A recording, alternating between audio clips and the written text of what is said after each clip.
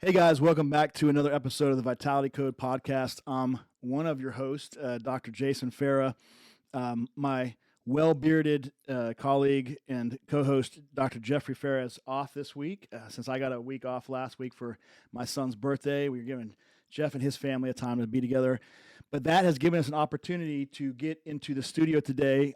Yet another well-bearded guest, Jeffrey Jensen and his beautiful wife, Lauren Jensen, to kind of ask them some questions, kind of talk about their story, some of the things they're doing, and let you guys kind of see some real-world application of some of the health and vitality principles that we follow as folks that are doing this podcast and that we espouse as people that are promulgating this information along. Just to kind of give you a little intro, Jeff and Lauren Jensen live here in Myrtle Beach, and they so Jeffrey and his brother own and run the number one meal prep service in the Carolinas, 212 Meal Prep, which we're a big fan of, and we've posted on our IG and we've talked about actually on our podcast as well. And then recently, over the last couple of years, they've both gotten into the bodybuilding world. And Jeffrey actually has won, I think, twice the summer shredding contest. That's down in Florida, I believe.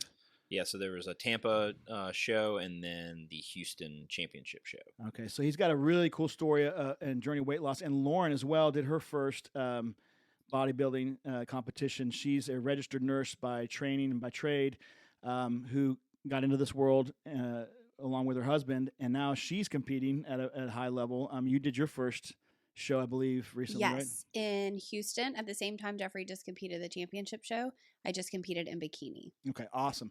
So in addition to those two things, Jeffrey's also a brand ambassador for Alphalete clothing, which is fantastic. In fact, I've got my Alphalete athletic shirt on today, the pants as well, phenomenal gear. If that wasn't enough, they've got two beautiful kids, Levi and Hank, and they are newly hired as brand ambassadors for Body Revolution, Aesthetics and Wellness. And so, guys, welcome to the. Did I miss anything? I know you guys have a laundry list of things you're doing. We also do online coaching, nutrition, and just launched. How can I? So this was another this big is kind of part what of brought us so into in addition branding. To be brand ambassadors, we partner actually in our medical weight loss in our clinic as well as our overall fitness with our hormone patients. They have knowledge in the world of macros counting, nutrition, using macros to your advantage, and fitness coaching based on their years of experience as bodybuilders and things like that and what they've gone through. And they're taking that to our patients and clients with massive success. And we're super happy about that. Guys, one of the big reasons that I wanted to bring on the show, obviously love you guys and we're close personal friends, but when I talk to patients in the clinic, I talk, and I know Dr. Jeff, my brother, talks about similar things, is I talk about 5 or 6 pillars to health and longevity. This podcast is about acquiring and maintaining health and longevity as you age.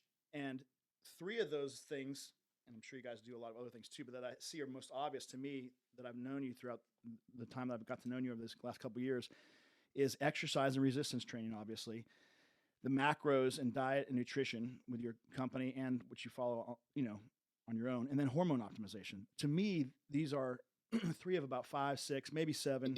There's other things like sleep and social connections, bonds, things like that we talk about, but are fundamental and crucial to having the best life, acquiring and achieving your best life now, and then carrying that through as you age. So with that in mind, I thought we would kind of dive into you guys' origin story, let folks kind of know how big and this transformation that you've done and what the transition has been in your life. So kind of take me through, Jeff. I know part of the origin was I think you had switched jobs from affiliate marketing maybe to running basically a massive lawn care operation. Yep. Or greens and grounds operations, for which Myrtle Beach, if you guys don't know out there listening today, is a massive mecca for golf. I mean, like, people come here all the time for vacation for golf. So that's a big deal, actually. Golf and beautiful lawns. Golf and beautiful. A lot lawns. of grass in Myrtle Beach. There's a lot of grass. There's a lot of grass at the beach. Who knew? But tell me about it. Take me back down to that time when you were suffering, overweight. Yeah. They have, by the way, they have a big massive social media following and a YouTube channel as well on IG that we're going to talk about at the end of the podcast, so you can know where to reach out to them. But a lot of this can be seen on those channels. And producer Nick, if you don't mind, at some point in this podcast, displaying some of these photos for you guys that are watching live, it's remarkable. But Jeff, take us back to that. Yeah. So in 2016, Lauren and I had our first son, Levi. And at that point in my life, I had transitioned from basically from the age of 18 all the way up until, I don't remember how old I was in 2016, but I had always been an entrepreneur, always worked for myself, always did some sort of business. And at the time, I guess it was 2014-ish, I had a landscaping company. I was doing a lot of subcontract work for a very large company in the area and was approached by that company to basically come run their company. As a cocky young guy who had always been in business for myself, I threw out the whole "you can't afford me," shtick, and they met me with. Oh, yes, they actually, in fact, could afford him. They met me with a very turns out a very great offer.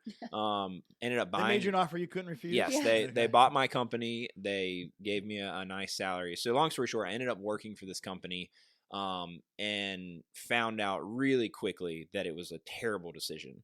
Not so much because of the company or what I was doing, just from the pure fact of like, I'm a purebred entrepreneur. I've always worked for myself. Having someone tell me what to do, when to do it, it's just not going to work. Not in your DNA. Not in my DNA. And so I found myself going from being very vibrant, full of life, energy, fun, like loving life, to driving around in a truck. And like the highlight of my day was where I was going to go choose to eat lunch. So just real quick, so we can kind of put this in a little bit of context. You weren't overweight at this point at the time of the transition.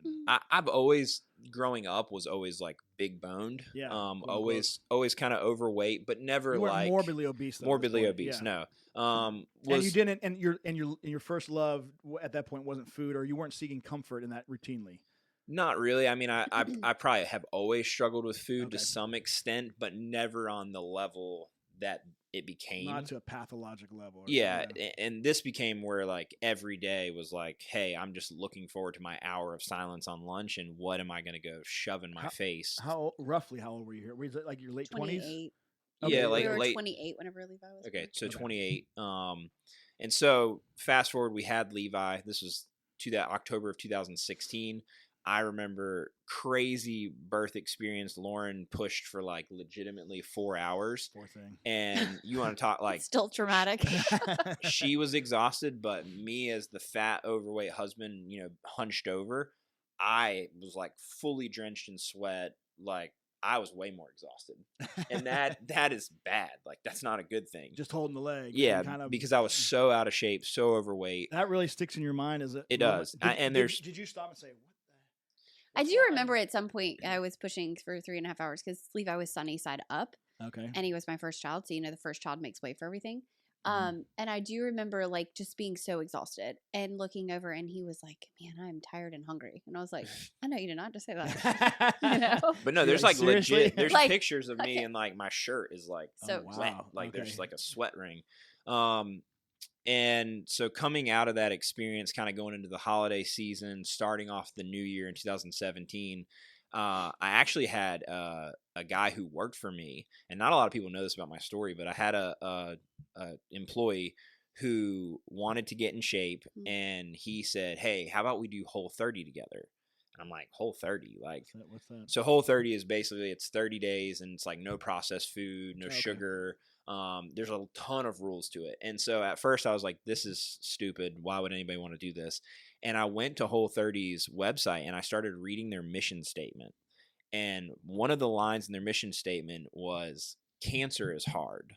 Whole30 is not hard. Wow. And that really hit me like a ton of bricks. Like, oh man, there are people that struggle with things that are really, really difficult. And I'm over here like, well, I can't have sugar for 30 days. Like I'm going to die. And so I ended up doing Whole30. I don't even think I stuck with it. Did you think of that in the context of your newborn son and your family too? Did you, or was it not yet that in your phase? I think it was just one of those, like, I knew I needed to make a change. I don't think everything had hit me yet. Okay. And so I started doing Whole30, and I have a culinary background. So Chef Jeff, I forgot Chef to Jeff, mention. yeah. Yeah, Chef Jeff. Yeah. seriously. so That's my growing up, biggest marriage advice. Also, is marry a chef. yeah. Women, look, yeah. Yes. The days of having to be in the this is part of it, right? The days of having to be in the kitchen and slaving over the no, over. They're gotta over if find you you a marry a chef. You got to It's find you a over. Chef Jeff. Yeah. Yeah. So He actually does have some skills. He's actually really good. at cooking. No, Slays. seriously. Slays. We talk about this in terms of, I think that's what made, sorry to go off track a little bit, but just to put a plug in for 212, and this is not just an indiscriminate plug.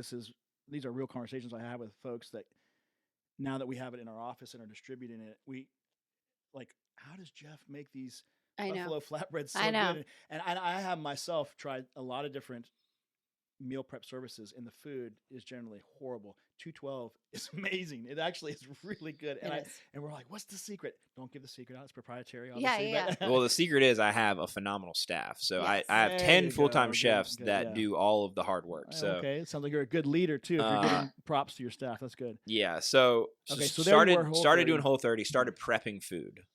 And my whole idea was What was that like though? Because I've tried to get in that mindset of prepping food and being busy, and this is what I love. You've solved that for your clients and patients and folks in this area and all through the Carolinas and nationally if they want to. But I mean, that's a big pain point, is the knowledge base, the time. I mean, so describe that hurdle of going from, not only do you not get that fun, quote unquote, fun time, the dopamine hit of having what you want and within your own, you're having extra work, you're having to figure it out. Was that a big hurdle to overcome? honestly for me, no. So I think Why I not? think that is what spurred 212 on was Yeah, honestly, I that- started doing this, and my whole goal was, how do I make Whole30 not suck? And so I got really excited about, like, how do I make good food not Mhm. taste like Did it become garbage? a competition almost? I mean, Or honestly, a game? yeah, like, it just became like, hey, I was excited about doing this, and then I started posting some photos, and people were like, oh, that looks really good. And then, my brother was like, hey, could you make some food for me? And all of a sudden, my entrepreneur mindset just boom kicked in, and I'm thinking to myself, all right, there's really this is back in 2017. There's really not a lot of meal prep companies. We could be on the forefront of something. Maybe this is a good idea. At the same time, we had started going to a gym, kind of became friends with the owner of that gym, and so started throwing some ideas around with him, like, hey, did you ever think about having a meal prep service? And long story short, in right before my birthday in March of 2017, we came together and we said, all right, we're going to do a meal prep company. Who's we? So it was my brother, and then we had another business Okay. partner, who's no longer a business partner, but we started with a third business partner. And we came together and we said, we're going to do a meal prep company. Came up with the name 212, which is 212 degrees Fahrenheit, which is the degree of change. Is when water boils.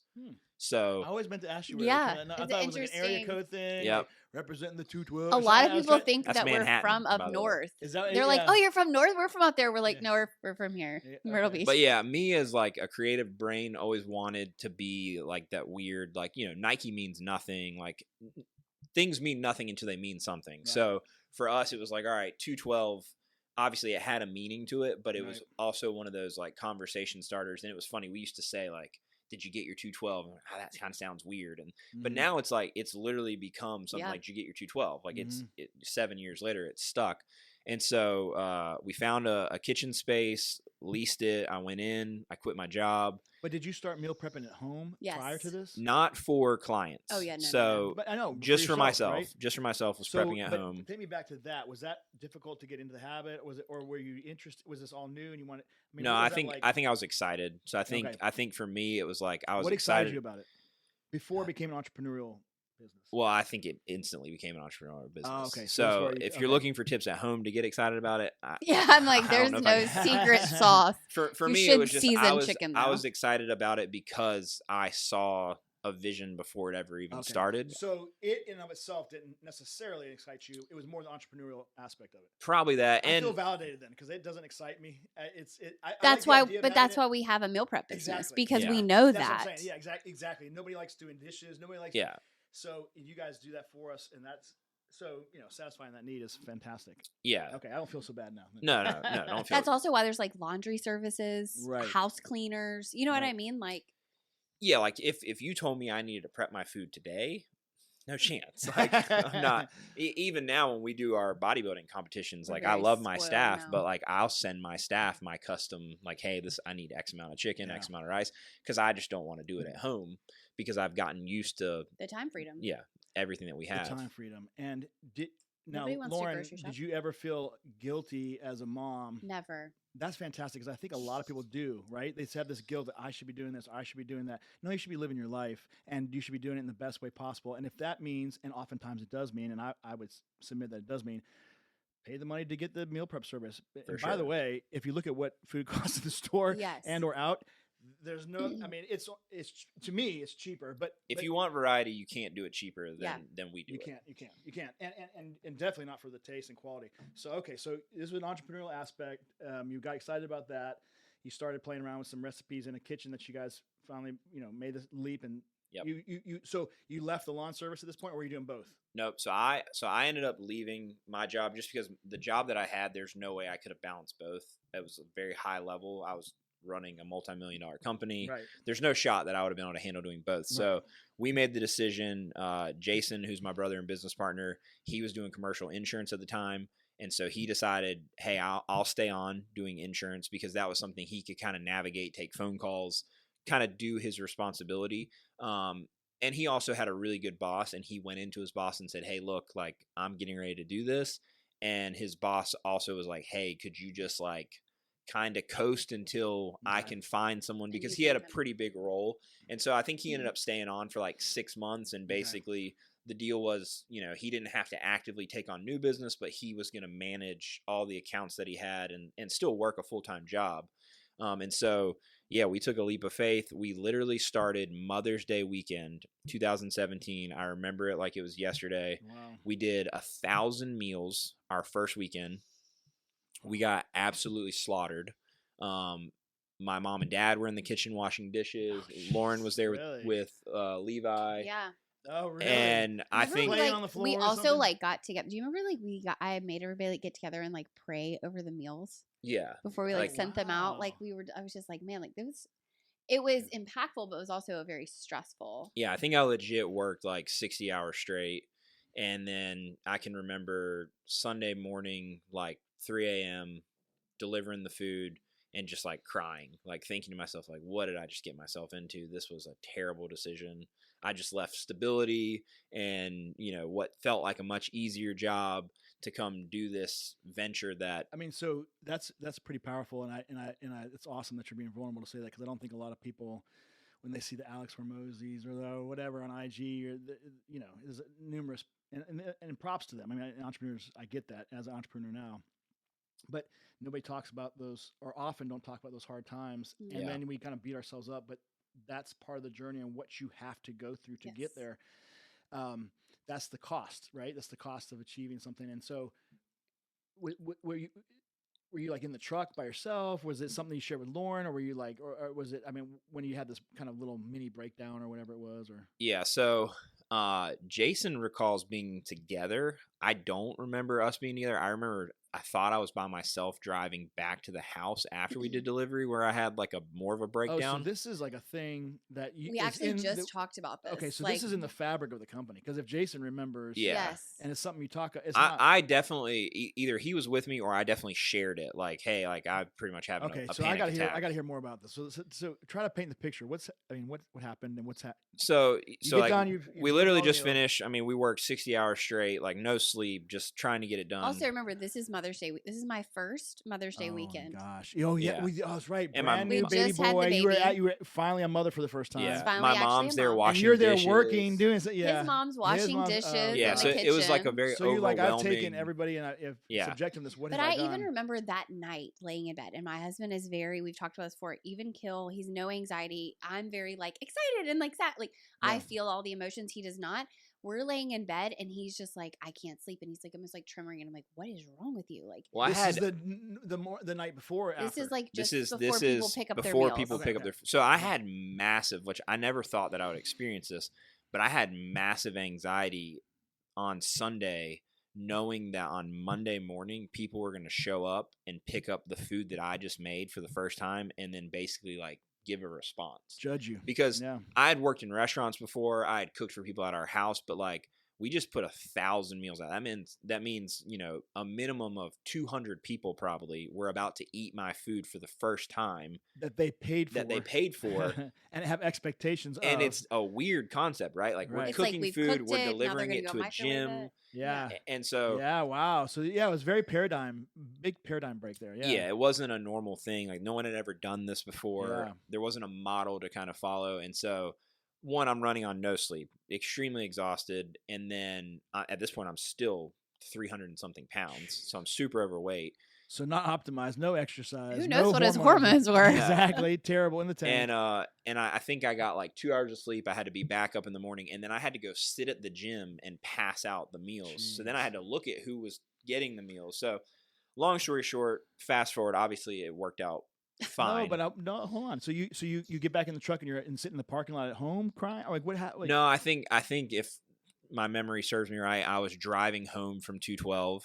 At the time we lived, you know, not far from where we live now in Carolina Forest. And so just driving home, just thinking to myself, like, what did I just get myself So a mix into? of regret, a mix of like. It was also like 4 a.m. Yeah, or it something was crazy. super adrenal early. exhaustion. And yeah, and I'm not trying to pick on you because Yeah. I'm only trying to get into it because I have had similar things that I don't talk to people about, even in residency or different little things, and that you like you overcome these big hurdles or in life, and you're just like Because people don't see the struggle part. They don't see the struggle part. The shiny part. Oh, you have over 80 And they pickup think it's locations. easy, right. Oh, that was easy. You just Yeah. did that overnight. You're like, no, like oh for gosh, there were Yeah. days. I mean, they would cook the food, clean the kitchen, and then deliver all the meals. And then they started growing and going to Charlotte and delivering the meals. I mean, there was Thursday, Friday, Saturday, Sunday that I never saw my husband. My gosh.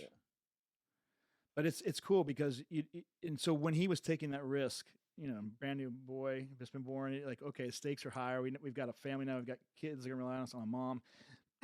How did you feel, Lauren? Was it scary? I mean, it was a lot.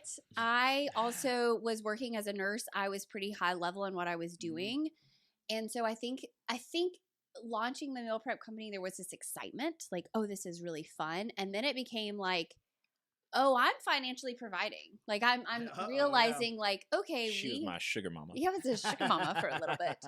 And honestly, that was never a tension in our relationship. Like because I was bought into where we were going. Right. Like I saw the vision. I knew that we were helping people. And so I knew it was just a matter of time. And I feel like he and his brother, honestly, to each of us, are both of his wife as well. I feel like they really painted the picture of what the plan was, like kind of laying that out. Good leadership quality. That's interesting. So I knew that while I was working a lot and he was working a lot and we kind of saw each other in the middle of the night with the kids, that there was a plan for something bigger.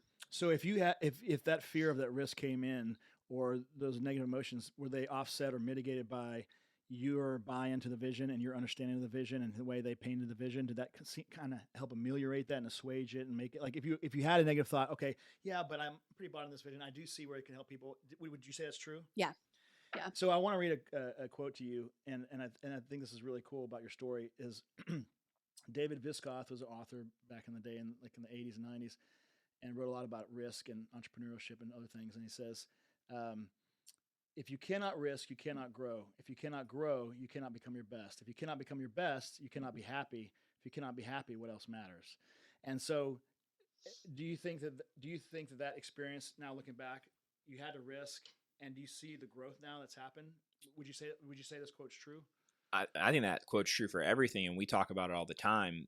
The only thing that satisfies people that have drive and ambition is progression. That's right. You'll never be happy. It doesn't matter how much money you make, doesn't matter how big of a company you build, doesn't matter how good of shape you get in. If you're not constantly getting to the next level, you will never be happy. Yeah. And with that comes risk. With that comes, struggle, pain. But it's so true, especially for people who are entrepreneurs who want more out of life. You're never going to be satisfied without progression. Right. You're either moving forward or you're moving backward. No one stands still. That's right. You may think you're staying still, but you're not. If you think you're staying still, odds are you're going backwards. Yeah. Okay, so you got through that. You're growing. You're risking, doing these things. That you have this progressive realization, like Earl Nightingale says, a progressive realization of a worthy goal. You had the worthy goal. You're progressively realizing it, but there's still unhealthy habits and weight Yeah. that needs to be addressed. What happened next? So actually, I started losing a lot of weight. So from 2017, Just run around the kitchen, or were you? Well, I was actively running around the kitchen. I was were in eating our the meals. gym Okay. probably 5 days a week. I was eating our meals. And Were you consciously macro counting at this point? I wouldn't say I was consciously counting macros. It was more just like, hey, I'm just going to eat 212 for everything. Okay. So it just became very like, So from this eating is just- processed food and just junk food that you bought out to clean, whole food that you prepared yourself. Yep. Okay. And so And just that one transition, you saw a lot of weight loss. Oh, yeah. absolutely. And I can remember it like it was yesterday. We had a family cruise that we were going on, and all of my family has always struggled with weight my entire life. And so we did a family challenge, and we're all so Very I have competitive. I have four brothers. 3 of us are married with kids, and my youngest brother is in a serious relationship. So we all did kind of like a couples like challenge. It was like you paired with your spouse or your significant other, and it was like whoever had the most weight loss percentage wise was going to win. So like I hate losing more than I love winning. I hate to lose. Right. And so we went all in on this like challenge, and we lost a bunch of weight. I had to be along for the ride and win as well. And I went, so at my heaviest I ever saw on the scale was like 350 something. Mhm. I'm sure I got heavier than that. And what are you, about 6'2", 6'3"? 6'2". Okay. I never weighed myself after that. Like once you see 350 on the scale, you're like, I should probably just stop getting on this. So I don't know what my height was, but if Nick will throw up some pictures, you can see how bad it was. So before we went on this cruise, I got down to 247 pounds. Wow. And lost 100 pounds. I remember that number because I was like really impressed. I just wanted to break 250. We went on the cruise, and I ate like someone who had been living in a third world country for the last year, and I just came to America and found a buffet. Yeah. I mean, I went off the deep end so hard, and I think I put on 20 pounds on that trip. Wow. How Probably long was the cruise? It was 7 days. Woo. But Too long. I just literally ate, I drank, I did whatever I wanted. I think the first 3 days I worked out, and then I was just like, screw it. Like, we're just enjoying life. And what's crazy is when we came back, I was in this like spiral of like, I could not get back on track. Wow. And then What do you attribute to that? You just got so knocked so far off the path that it. Just not having the right mindset. Yeah. And I'll get pretty heavy into mindset in a minute, but came back, and then the world got hit with the C word. I don't know if we can say that on YouTube. Yeah, we don't want to be shadow banned. But a little virus came into the world and really shook things up. Yeah. And 212 went from being this fun, exciting, like 2019, we were absolutely on a rocket to the moon. Like we were growing so hard, and we took all of that money and we dumped it all back into the company, and we said 2020 is our year. Like we're going to go. Did everybody say that? 2020 is our year. We're going to go to the moon and beyond. And and 2020 hit, and we went from going to the moon to losing like almost 15 grand a week without even opening the door. Like cash burn was insane. Just burning through money. So my stress level was through the roof. My brother's stress level was through the roof. I can't tell you how many conversations we had of like, hey, this might be our last week. Like we got to figure something out. And so Lauren, when this is happening, how are you handling all this? It's a lot. I actually took on, I had a job, same job. I was an executive director, and then I went to an area role. So it was actually good timing for me because I was able to be more based from home instead of having to travel for work. And so I felt like I was able to mitigate a little bit of like just the stress of, oh my gosh, there's turmoil in our personal business. And the kids, oh my gosh, like the kids were in daycare, and it would be like 1 week they were shut down. Then I was like, how do I? At this point, we had 2 kids. So we had 2 Levi kids and Hank. I was like, how do I make this happen? Wasn't and that so crazy? Yeah, the childcare issue. It was insane. Yeah. So it honestly was perfect because I was based from home, and because I was an area director who typically would go and check on branches, they were like, you can't go to a branch. So I was like, perfect, I can stay home. So I would stay home and work. So it honestly was great because I had a boost in my salary, Mm. but had much less responsibility in terms of showing up at Okay. work. Mm. And so it worked very well. It was perfect timing Yeah. for me to also sit home and eat all the things. So did you both start to gain weight back again together? yeah, is so stressful. so it turned into, you know, you on the beginning of my journey, it was very much like, hey, we own a meal prep company. I'm losing weight. I'm in the gym. That kind of slowly transitioned to, well, we own a meal prep company and I eat clean 4 days a week and I'm in the gym. So like Friday, Saturday, Sunday, I can eat what I want. And then that habit compounds, and then COVID Right. Isn't hits. that funny? We talk about the positive compounding, and I don't know, but I know that in my life, I haven't really talked about it a lot, the negative compounding, but I've noticed as I go through life that you're going to compound either way. Oh yeah. You have to choose. You because- have to be knowledgeable or aware, self-aware of what you're compounding. Right, exactly, because you are compounding something, whether you like it or not. For sure. But so COVID hits, stress, start eating again. Fast forward to the beginning of 2021. It is March, my 33rd birthday. I have a video on my Instagram of me at a friend's house. They just cooked this really nice dinner for us. I'm blowing out a candle. I look like a freaking whale. I am back in the mid 300s again. Oh, all the gains you made. Yeah, gained all the weight back. It was a really good cookie skillet, It though. was a great cookie skillet. And it's crazy. Like the beginning of 2021, I had started having these episodes when we would travel where I would just like black out, or I would wake up and I would feel not necessarily like just standing up and black out, but like wake up and then like go to get out of bed and be like very off. Something's wrong. Almost feel like you had a really bad hangover, even if I wouldn't have had any alcohol. And at first I didn't really know what it was. And right after my birthday in March, Lauren had started traveling again for work because things were starting to open back up. And I had the kids and I was supposed to get them up and take them to school. She was probably 45 minutes away already. And I got up and I started having one of these episodes. I couldn't move. I couldn't get out of the bed. I felt like I was going to faint. And I ended up calling her and I was like, hey, this has been going on for a while. This is the first I'd heard about it. I haven't said By the anything. way, I haven't said anything because I didn't know what it was, or like I was nervous about it. I was like, but I can't do anything and the kids are here. And so her mom ended up coming. She ended up driving home and she was like, we need to take you to the hospital, see what's going on. Long story short, my blood pressure was like 180 over 120. so you went to the ER that night. Went to the Yeah, ER. It was that day. morning. Yeah, I had morning, to call. I and- was supposed to teach a CPR class because I'm like educate to a lot of my branches and so I had like 15 clinicians coming to the office at this branch. Like I had left at 5 a.m. I'm going to teach a class. I have to call the office, let them know like, hey, all of your clinicians that were coming in, I'm not gonna be able to teach your CPR. Sorry, and also, guys. like you know how it is with CPR. It's like if you miss your deadline, like you can't practice, you know? Right. So I'm like, I know. this is a large issue, but Yeah. also like my husband, I got to take my husband to the ER. Like they understood, but I'm also like driving home thinking like, what is happening? Oh my gosh, you know, all the things as a clinician that goes through your mind. Absolutely. Is he Yeah. having a heart attack, having a stroke? Is he having a PE? You know. Yes, I'm freaking out. Yeah. So we go to the hospital, run all the tests. Basically comes back like, hey, dude, like you're really out of shape and overweight and you Well, have high were blood having pressure. Hypertensive urgency, it sounded like. Yeah. Right? Where yeah. So Yes. I mean, get in with a primary care doctor. definitely out of shape, yeah. Go see them, get put on blood pressure medicine.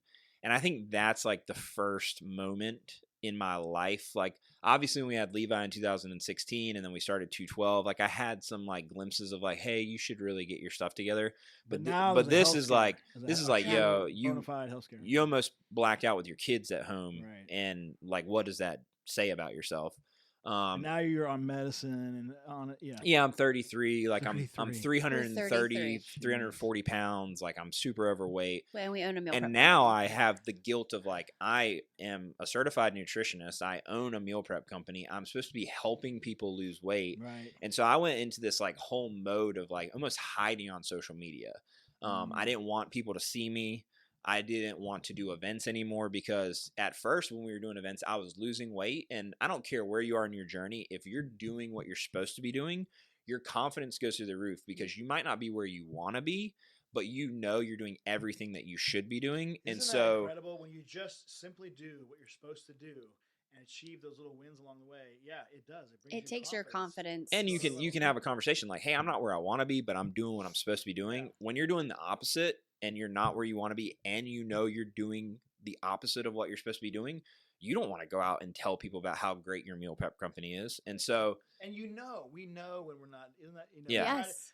I get trying to rationalize it. And I don't think we should be mean to people that are having. I mean, I was one of those people, and there are physiologic reasons and everything, but we also know when we're not doing what we're supposed to. There is power in doing what you said you were going to do to That's yourself. So true. Yeah. That's so. Say it and then do it. Do it. That's so true. So go to the doctor, get on blood pressure medicine. And at that moment, I'm like, all right, I've got to eliminate some obstacles. And so one of my big obstacles was time to go to the gym. So we had a space in our office that could work as like a gym. So we bought some equipment, we put a little gym in the office, and I hired a guy to come train us 3 days a week. And so that was my thing. I was like, all right, now I have a trainer coming to my office. It doesn't matter if I'm in the middle of work. He's going to show up. He's going to pull me off my computer and say, hey, we're going to work out. And so I started doing that. You had a sense of urgency. Yeah, definitely had way more sense of urgency. But what's funny, I had the trainer. I'm doing what I'm supposed to be doing, kind of. Like I'm eating 212 again. I'm trying to be a product of the product. But I'm still like, I'm not, right? Like, so I'm training 3 days a week. Was it because you weren't all in, or what was the? Well, I think everything has to do with a mindset shift. And so I hadn't yet built my mind and changed my mindset. So I still had a poor relationship with food.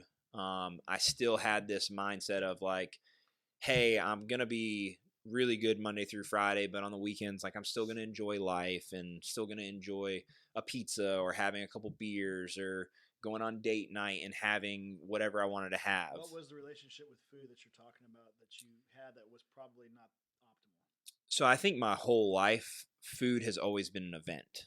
And we talk a lot with our clients about you've got to change like living to eat and like making food this whole event to where like I used to have this thought process of if I'm going to a restaurant, why would I order a healthy option? If I wanted to eat a healthy option, I wouldn't go to a restaurant. Well, that's stupid. You know how many times you have to go to a restaurant for certain things, whether it's business, whether you're traveling.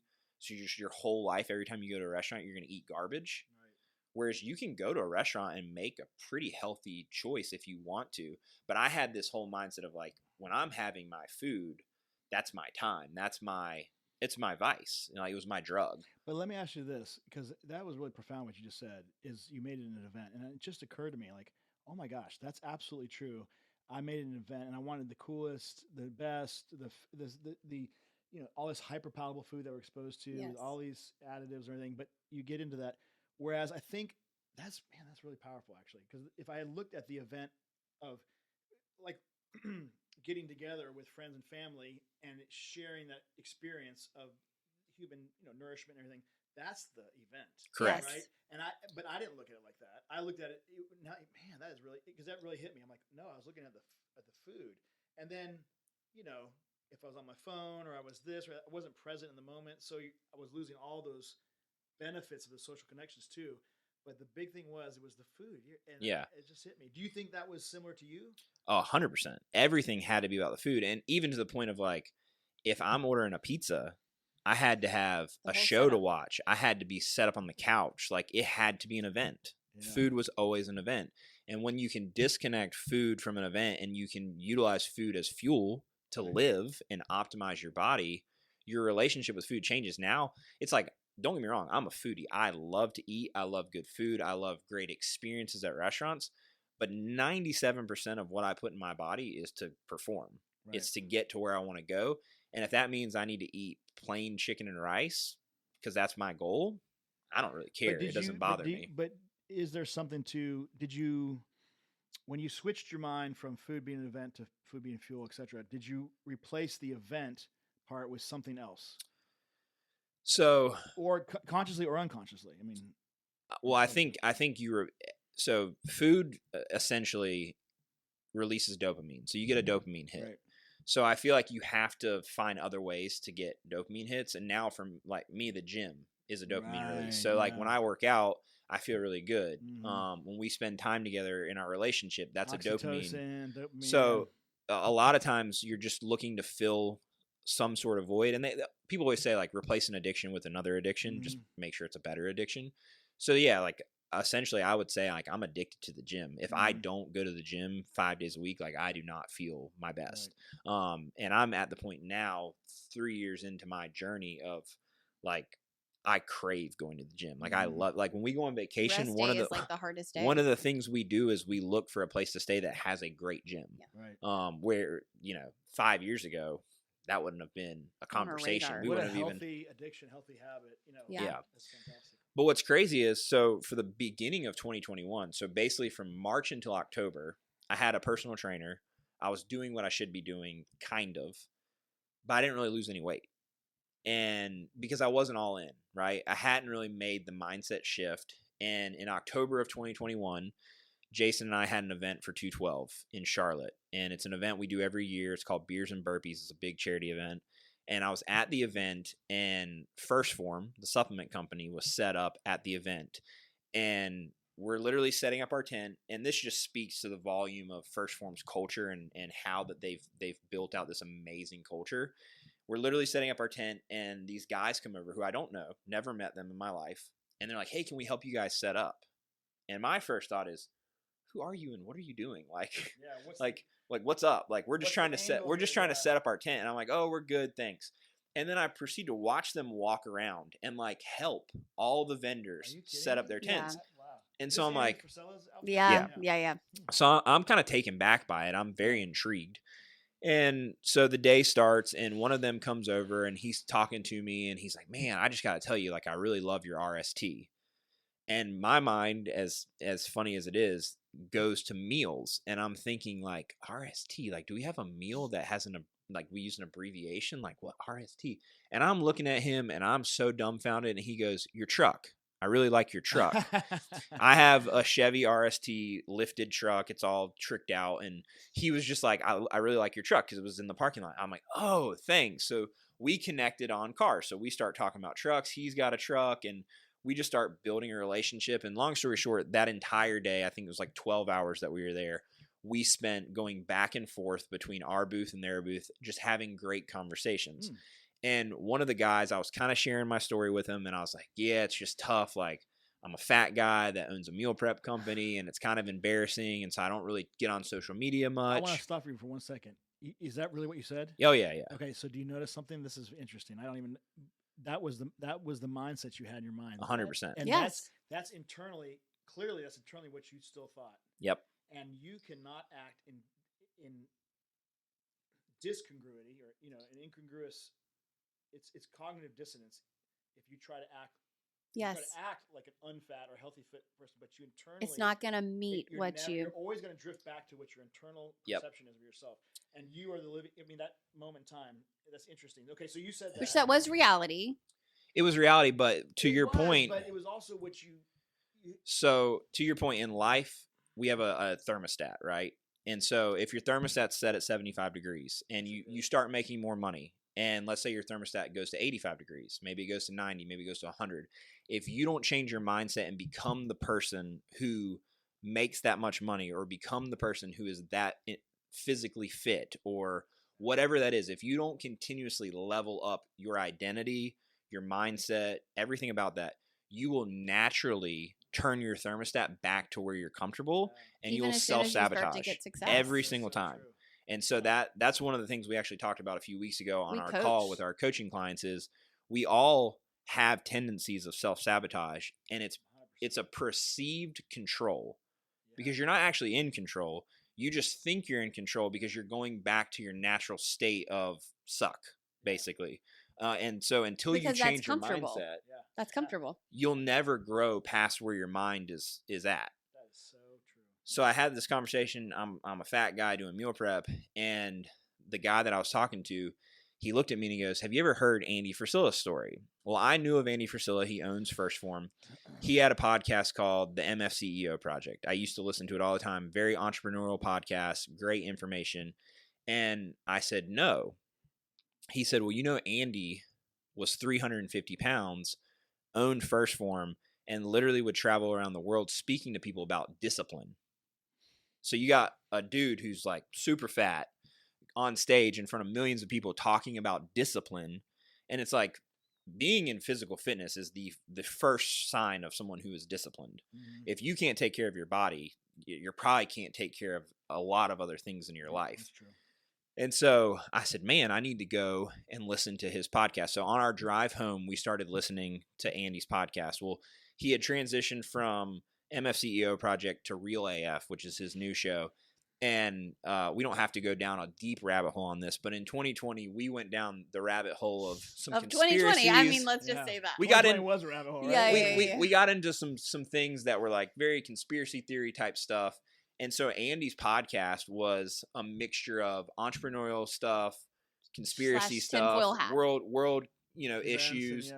And so I immediately was like, dude, this guy, he gets it. Right. And he's very, if you've never listened to Andy Frisilla, he's very like black and white in your face. I have. Yeah. I can only listen in like small doses because it just like riles up like, oh my gosh, there's too much going on, but it's good. But he has light a fire under you. It will. He has a program called 75 Hard that he created. 75 Hard is essentially 75 days of 2 45-minute workouts. One has to be outside, rain, snow, sleet, sunshine, doesn't matter. They have to be spaced out. So there needs to be 3 hours between the workouts. So you cannot do a back-to-back workout. You have to drink a gallon of water every day. You have to follow a diet.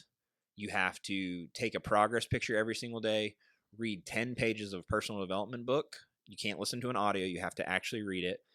And you have to Progress photos. Progress photos. Gallon of water, 2 workouts. Oh, and no cheat meals, no alcohol. So 75 days straight. 75 days of essentially being perfect. Mm-hmm. And so at the time I come back from this event, I say to my coach, I think I want to do 75 Hard. And I love my coach. And if you're listening to this, there's no shame on this, but he kind of said to me like, is that really your best move? Like, why don't you just focus on like being a little bit more consistent in what we're already doing? Like maybe don't go overboard. Mm-hmm. And so I started thinking about it and I did the math and I was like, all right, if I start 75 Hard today, it'll end on this day. And basically it put me going through Thanksgiving, my dad's 60th birthday, which we were doing a big surprise party for. We had just bought a camper. So we were getting ready to start camping and doing a bunch of fun stuff. And I love to like cook and like when I cook dirty food. And I don't know how to cook. So if he's not cooking, we're not eating. Yeah. You know what I mean? We had a 10-day trip planned to the mountains. Mm-hmm. And typically when we go to the mountains, we eat a lot of bad food. Food's an event. It's an event. Right. And then Christmas. So my Every first holiday you can imagine. was, well, if I do all this, I'm going to miss all of these things. And so I was sitting in my office. It was October 6th, 2021. I'm listening to a podcast of Andy Frisilla's where he has a girl on and he's interviewing her about 75 Hard. And I'm just going to share my real thought. If we need to cut this, we'll cut it. But I might have to bleep it. I am sitting by myself. There's no one in my office. I'm listening to the podcast and out loud, I say, you will die if you don't change your life. And I literally text her. I said, hey. You said it out loud? I said it out loud by myself in a room, just very awkwardly, just yelled it to myself. Cool, though. And Did you feel, what kind of emotions were you feeling then? A lot, just like very fired up, like, Anger, hey, yeah, just like, frustration. what's wrong with you? Yeah. Like, why can't you get it together? And I literally texted her. I said, hey, I'm going to do this thing called 75 Hard. If you want to do it with me, cool. If not, I just need your support. Send her the podcast on it. Like I said, we had a gym at our office. So I got up. Andy Frisilla has a podcast that explains 75 Hard. You got angry. Yes. And we're in the realm of the Grant Cardone, Andy Frisella. You're taking this massive action. Yep. That Yes. You have to take, and you have I can't remember the name of the guy, but sometimes in life you can't really change until you get angry or so dissatisfied that you are willing to seek out that massive action. Yeah. Your pain point. Yeah. Your For pain sure. point has to be that painful. It has to be more painful than not changing. Yes. That's right. And so I got up, I did my first workout, listened to the podcast on how you do. How did Lauren respond? Was she like, so I actually can I get emotional when I hear the whole thing because that was interesting. It was that point that I knew. I mean, you got to remember, we've been together for 17 years, married for 12. And we're it's 2020 now, right? It's Yeah, 2021. so it's less years than I just So said. this is 4 years from when you started on Mother's Day. So okay. Yep. Yes. So I've been through him through all of this and seen the yo-yos and all the things. And he calls me and we still talk about this now. I'm like, there is something inside of me that knew this was it for him. Like this was the time that everything was going to change. You could just hear it. You could feel it. I knew what we had just been through being in the hospital. We have kids. Like like this is it. And so I can still remember like where I was in the car and I can feel the moment. Wow. And he calls me and he's like, I'm doing 75 hard because I started listening to the podcast. He texts me, listen. So I'm listening and in my mind, I'm like, he's doing this. Like, I know. So he calls me. I'm like, I know you're doing this. Like, I know you. And he's like, yeah, I just finished my first workout. And so I very kindly, because at this point I was still in my 2020, like, I'm going to eat Chick-fil-A. Okay. And I'm not at the gym and that is great. You do you, but I am on board with supporting you because you've got to make a change. Mm-hmm. So I was supportive to a little bit. But was very much like, you do you, I'm going to do me. Jeff, did you, from 2017 to 2020, success, failure, success, and then in this moment where you finally said enough is enough, I'm going to let you know, but if you don't want to, correct me if I'm wrong, but if you don't want to come along, that's fine, but I do need your support, which is nice that you're being vulnerable and being honest with her, but regardless of what you do, this is what I'm doing. Mm-hmm. Now, if you back up in the previous, was there ever times where you had in your mind, oh, if Lauren would just do this with me, or if Jason would just do this with me, or if this person, did you ever feel that, or did you get frustrated? And then was there a transition to the boats aren't coming, there's no one coming. If I'm ever going to do this, I have to effing do it myself. Or was that not a conscious thought? It wasn't a conscious thought. Okay. But I do think that anyone looking to make a change, you have to be the one that wants to make the change. Like no one can do it for you. No one's going to make your mindset. So you didn't ever consciously look to other people to help you No. or think or blame other people, but there was a time when you were like, okay, screw this. No matter what, I'm doing this. Yeah, I think I just had enough, and I was like, all right, I'm going to try. I'm going to give this thing 1,000% because I've seen what it did for other people. And if it can do what it did for other people, this could be what I need to change my life. And I think, you hear all the time, it takes 21 days to form a habit. That's the most BS thing I've ever heard in my life. To me, I think it takes 75 to 100 days.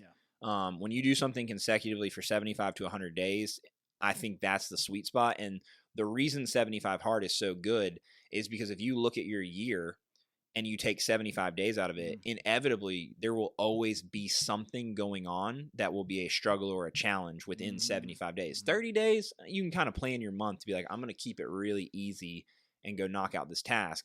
But on 75 hard, we traveled for weddings. We had Thanksgiving. We had birthday parties. We had trips. Yeah. We had all these things. Like I literally finished 75 hard on a vacation where I was in the mountains. I brought a travel bench and dumbbells, and I was like, just doing stuff in the bottom of a house, like You're making 1,000% in.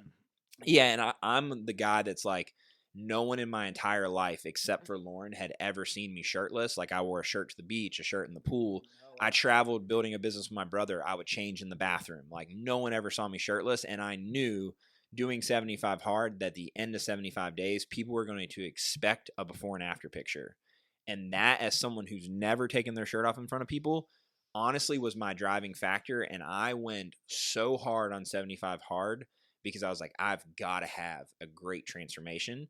And 75 hard is not about losing weight or getting in shape. It truly is about changing your mindset. And I attribute all of my mindset to that program because when you do something that consistently and that perfect for 75 days, it literally changes your mindset. No, that's interesting because oftentimes we think about, I want to change my body or I want to, and you said, no.